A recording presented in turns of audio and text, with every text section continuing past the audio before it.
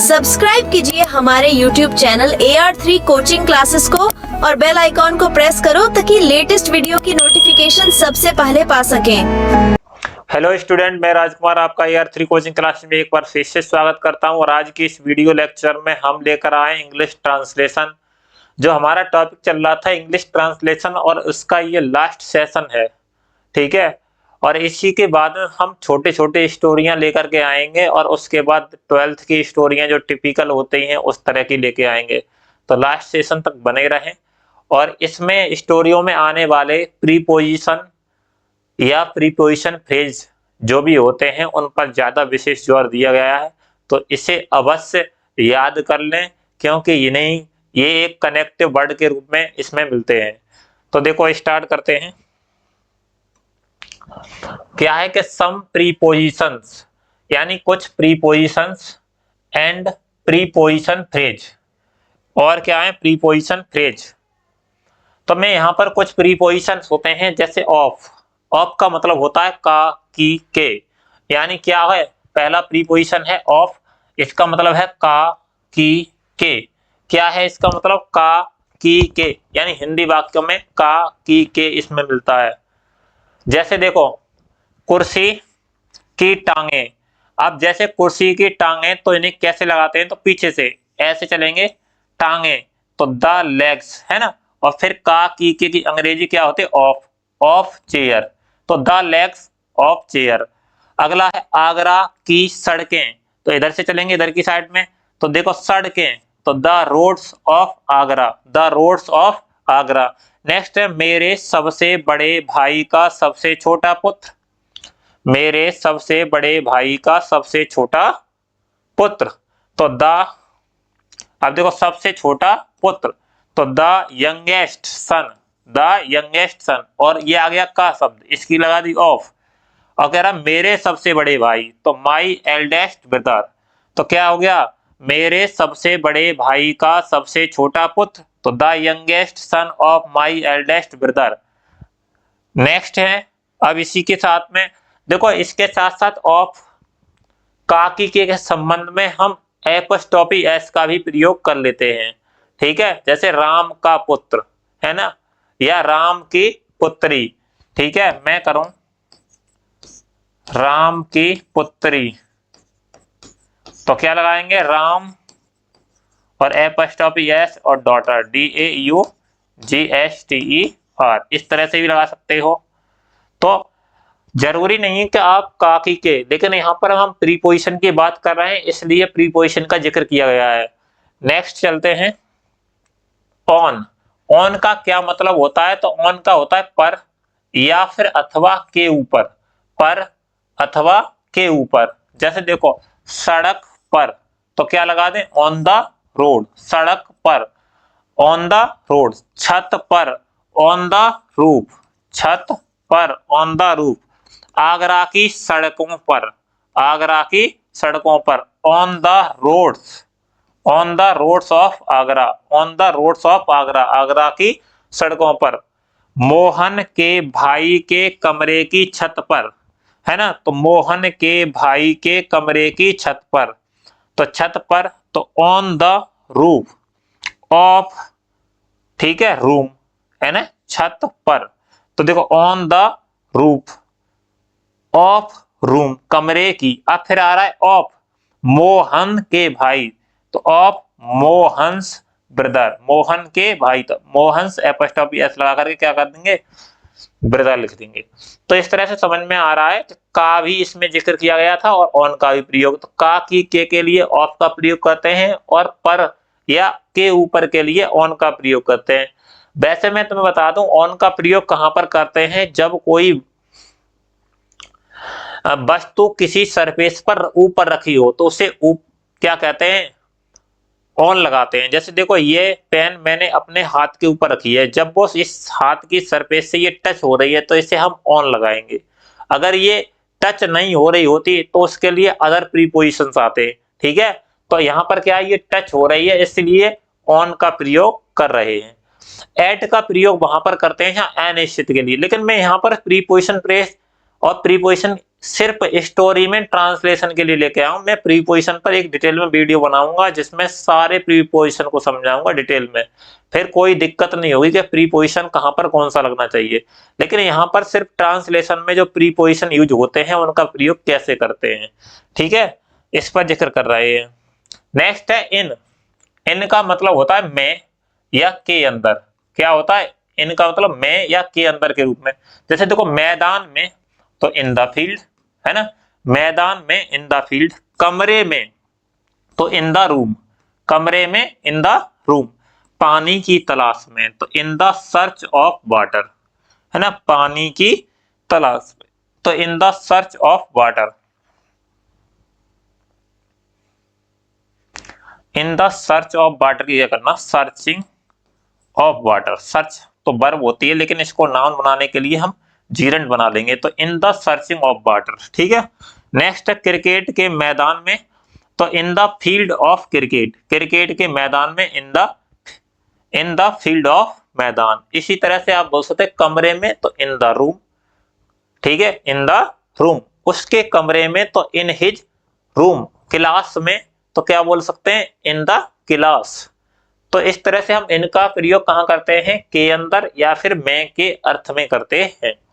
Next है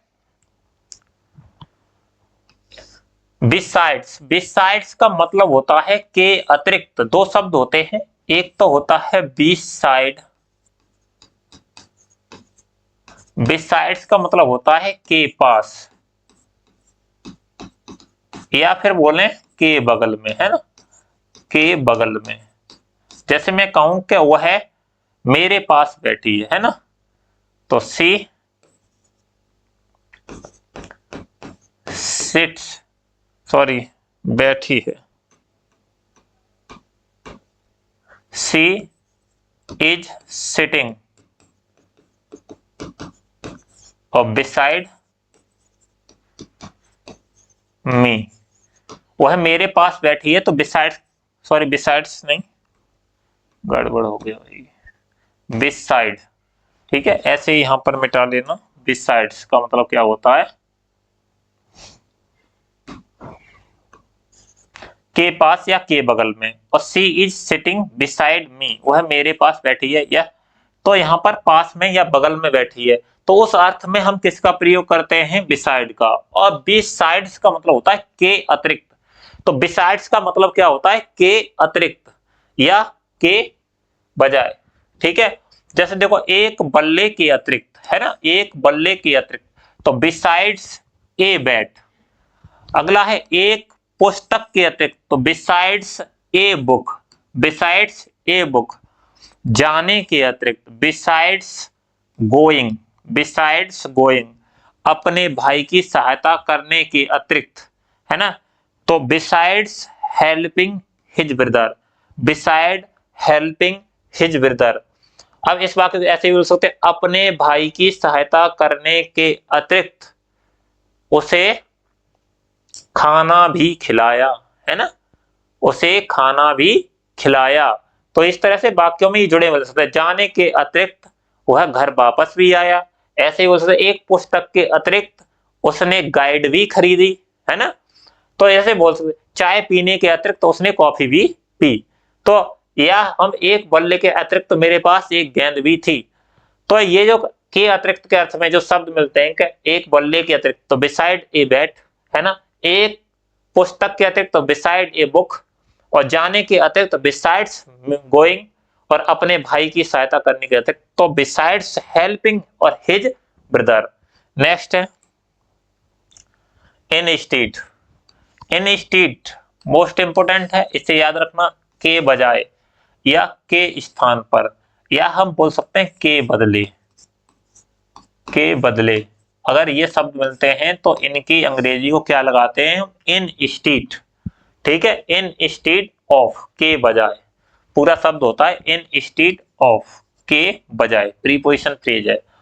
तो देखो एक पुस्तक के बजाय, है ना, तो इन स्टेट ऑफ ए बुक, एक पुस्तक के बजाय तो इन स्टेड ऑफ ए बुक।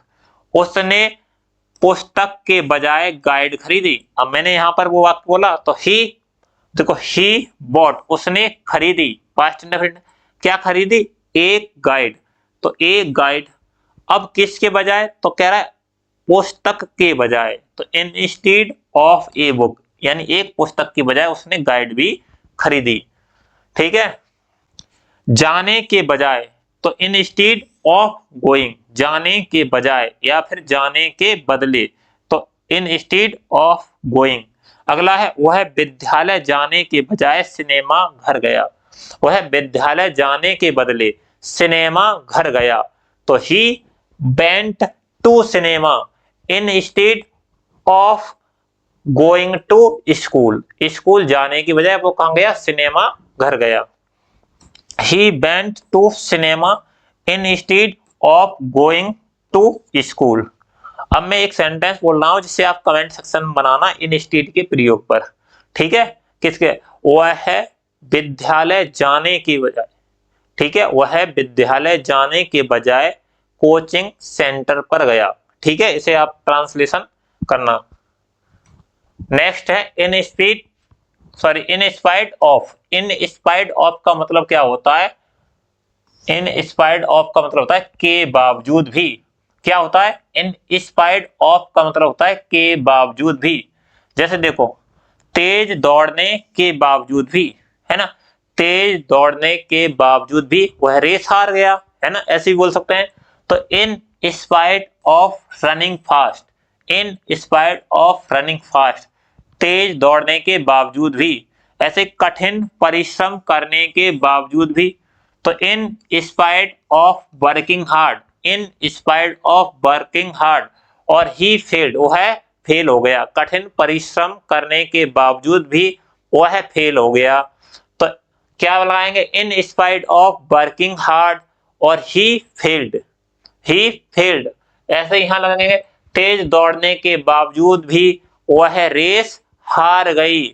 तो in spite of running fast she, क्या लगाएंगे, सी, क्या बोला था मैंने, वह सॉरी तेज दौड़ने के बावजूद भी वह रेस हार गई, तो सी डिफीटेड, हार गई रेस, द रेस। ठीक है, इस तरह से कठिन परिश्रम करने के बावजूद इन spite of a working hard, ऐसे कठिन परिश्रम करने के बावजूद वह अनुत्तीर्ण हो गया, तो in spite of working hard he failed, in spite of working hard he failed. ठीक है, बहुत अधिक पढ़ने के बावजूद भी, बहुत अधिक पढ़ने के बावजूद भी वह असफल हो गया। आप इसे बनाएंगे कमेंट सेक्शन में। Next, in order to, in order to का मतलब क्या होता है, के वास्ते, इन ऑर्डर टू का मतलब क्या होता है, के वास्ते। ठीक है, जैसे देखो धन कमाने के वास्ते, तो in order to earn money, धन कमाने के वास्ते मैंने पढ़ाना जारी रखा। ठीक है, मैंने पढ़ाना जारी रखा, तो in order to, in order to earn money I continued to teach, I continued to teach, मैंने जारी रखा, क्या रखा, पढ़ाना जारी रखा। प्रथम श्रेणी प्राप्त करने के वास्ते, in order to get first division, in order to get first division, प्रथम श्रेणी प्राप्त करने के बावजूद, सॉरी बावजूद नहीं है, प्रथम श्रेणी प्राप्त करने के वास्ते वह है उसने कठिन परिश्रम किया। ठीक है, उसने कठिन परिश्रम किया, तो in order to get first division, और सी वर्कड हार्ड, उसने कठिन परिश्रम किया। इसी तरह से धन बचाने के वास्ते लेखक जमीन पर सोना जारी रखा, लेखक ने जमीन पर सोना जारी रखा, तो the author continued to sleep on the ground, जमीन पर सोना जारी रखा, क्यों रखा भाई, in order to save money, धन बचाने के कारण, in order to save money. ठीक है, नेक्स्ट है ऑन बिहाफ ऑफ, की ओर से, ऑन बिहाफ ऑफ, की ओर से, है ना, जैसे देखो अपने कॉलेज की ओर से, तो on behalf of his college, on behalf of his college. अब इस सेंटेंस को मैं बोल सकता हूं, अपने कॉलेज की ओर से मैंने ड्रामा में या नाटक में भाग लिया, है ना, मैंने नाटक में भाग लिया। तो आई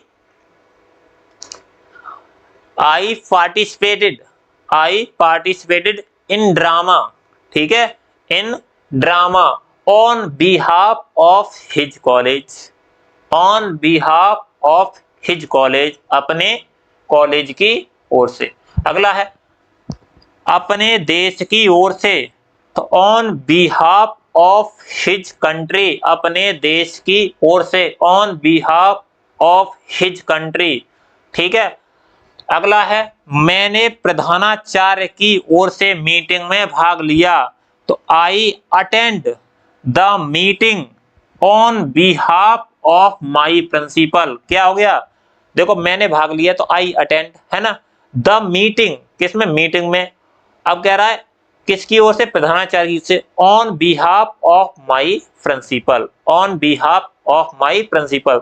तो देखिए ये प्रीपोजिशंस फ्रेज हैं जो बहुत ही इंपॉर्टेंट हैं, और अभी देखिए अभी तो 8 तक ही आए, बहुत इंटरेस्टेड हैं, और इसके बाद जैसे ही आप स्टोरी बनाओगे तो ये उसमें हूबहू धरे हुए मिलेंगे। उसके साथ आपने मेरी जो वीडियो है वो नहीं देखी है, जीरंट, पार्टिसिपल और इनफाइनाइट वाली, तो उनको अवश्य देख लें, उनको लेकर के, और मॉडल वर्ब और इनको लेकर के ट्रांसलेशन बहुत इजी हो जाती है। तो इन वीडियो को अवश्य देखें, पीछे की सारी वीडियो तुमने बहुत अच्छे से देखी है, इनको भी कंप्लीट कर लीजिए सभी वीडियो को। ऐसा ना करें कि सबको ना देखें, तो सभी लेक्चर अवश्य देखें, तभी आप ट्रांसलेशन में एंट्री करें, फिर देखो ट्रांसलेशन कितनी इजी लगती है। For the sake of, for the sake of इसका मतलब क्या होता है, की खातिर। फॉर द सेक ऑफ, की खातिर, इसका मतलब क्या होता है, जैसे देखो अपने बाल बच्चों की खातिर मैंने कठिन परिश्रम किया, अपने बाल बच्चों की खातिर मैंने कठिन परिश्रम किया। तो देखो आई वर्क हार्ड, मैंने कठिन परिश्रम किया, पास्ट इंडेफिनिट है, क्यों किया, फॉर द सेक ऑफ, है ना, की खातिर, फॉर द सेक ऑफ, की खातिर, अपने बाल बच्चों, तो हिज चिल्ड्रन, ठीक है। हिज की जगह पर यहां पर माई कर लीजिए, क्या होगा, यहां माई होगा।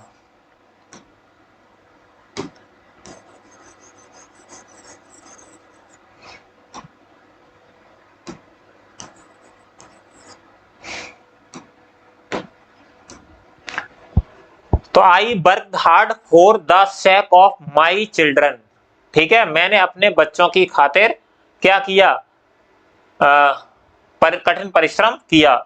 उसने अपने देश की खातिर अपने जीवन को बलिदान कर दिया, तो देखो ही सैक्रिफाइड, उसने बलिदान कर दिया, हिज लाइफ, हिज लाइफ, अपने जीवन को, ठीक है, LIFE, life, for the sake of his country, for the sake of his country, for the sake of his country, अपने देश के लिए।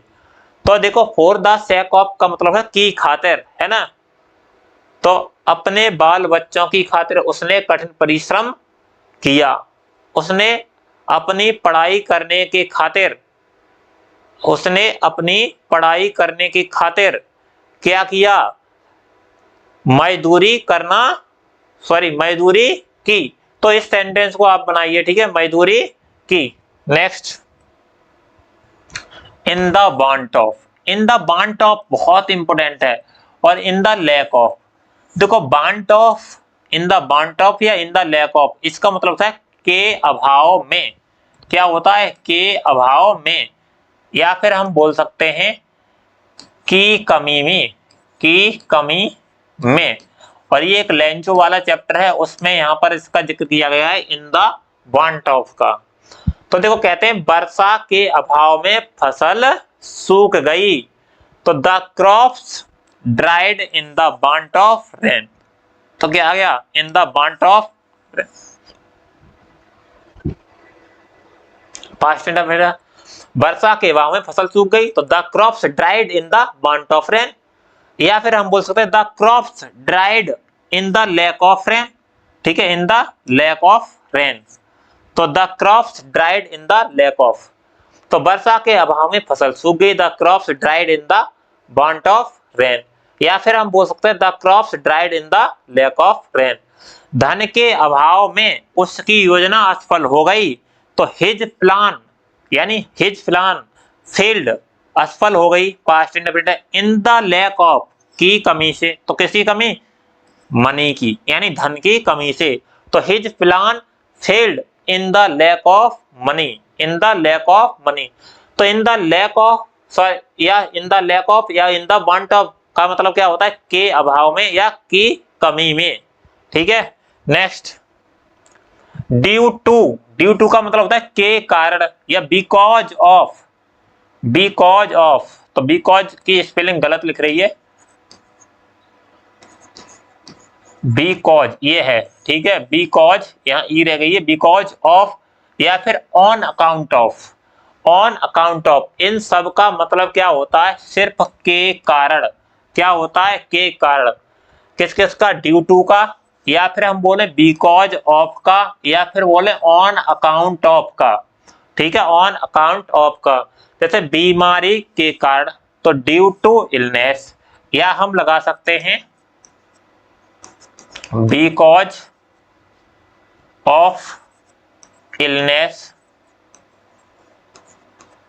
इलनेस, या फिर हम लगा सकते हैं ऑन अकाउंट ऑफ इलनेस, बीमारी के कारण वह पढ़ न सकी। बीमारी के कारण वह पढ़ न सकी, तो क्या लगाएंगे? बिकॉज, वह पढ़ न सकी, है ना, वह पढ़ न सकी। तो she could not, she could not study because of illness, यानी उसने अपना अध्ययन नहीं कर पाया। क्यों नहीं कर पाया? क्योंकि बीमारी के कारण, कमजोरी के कारण वह चल फिर नहीं सकता है ना। तो he can not walk, he can not walk due to weakness, due to weakness, कमजोरी कारण वह चल फिर नहीं सकता, कमजोरी कारण वह चल फिर नहीं सकता। नेक्स्ट, तो के कारण समझ में आ गया। अकॉर्डिंग टू, अकॉर्डिंग टू का मतलब होता है के अनुसार, के अनुसार। तो अकॉर्डिंग टू का मतलब क्या होता है? के अनुसार, राम के अनुसार, अकॉर्डिंग टू राम। लेखक के अनुसार, तो लेखक के अनुसार क्या है? According to author, according to author. कवि के अनुसार दया एक महान गुण है ना। तो देखो, according to the poet mercy, M capital बनाना, mercy is a great quality, दया एक महान गुण है। ठीक है, ये विलियम शेक्सपियर का एक पहले वो आता था पोएम मर्सी, उससे लिया गया है सेंटेंस। ठीक है, तो according to the poet mercy is a great quality, यानी दया एक महान गुण है। ठीक है, तो किसके अनुसार? कवि के अनुसार। Next, in front of. In front of का मतलब क्या होता है? के सामने, है ना। इन फ्रंट ऑफ का मतलब क्या होता है? के सामने।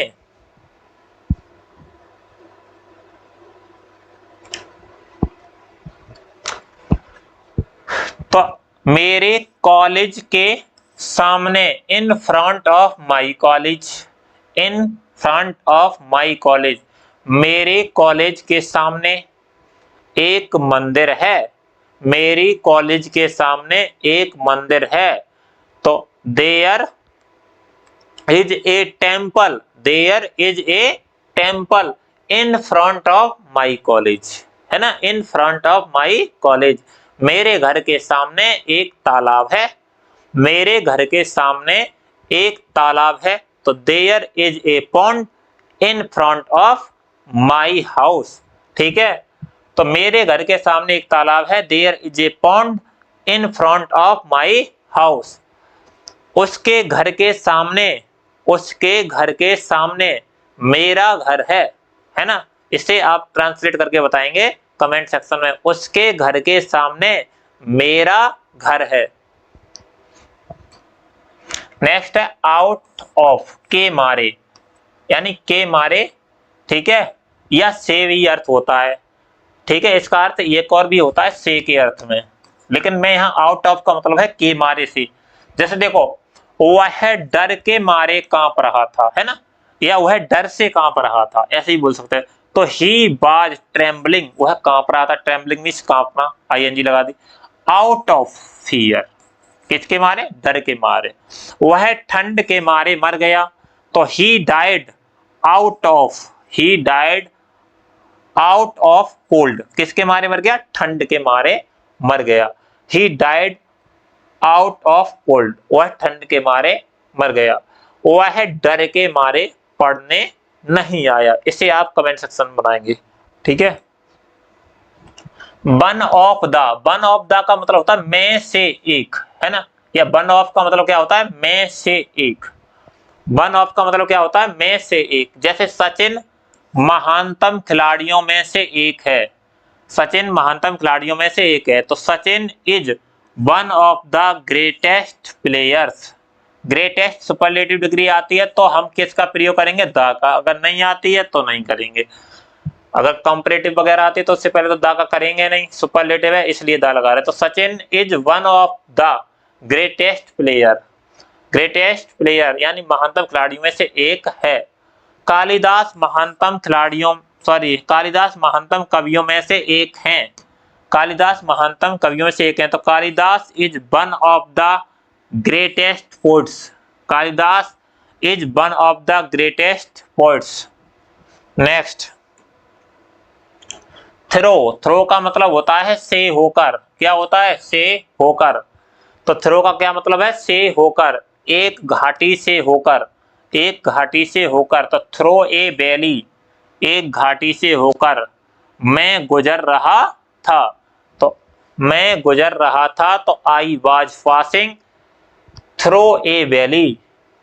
ए, एक घाटी से होकर मैं गुजर रहा था, तो I was passing through a valley, ठीक है। वे एक घने जंगल से होकर गुजर रहे थे, तो they were passing through a thick forest. Thick मतलब घने, याद रखेंगे, घने जंगल से गुजर रहे। तो थ्रो का मतलब क्या होता है, से होकर। नेक्स्ट है टू वर्ड्स, की ओर से। टू वर्ड्स का मतलब होता है की ओर। टू वर्ड्स का मतलब क्या होता है, की ओर। जैसे देखो गांव की ओर, तो टू वर्ड्स द विलेज, है ना।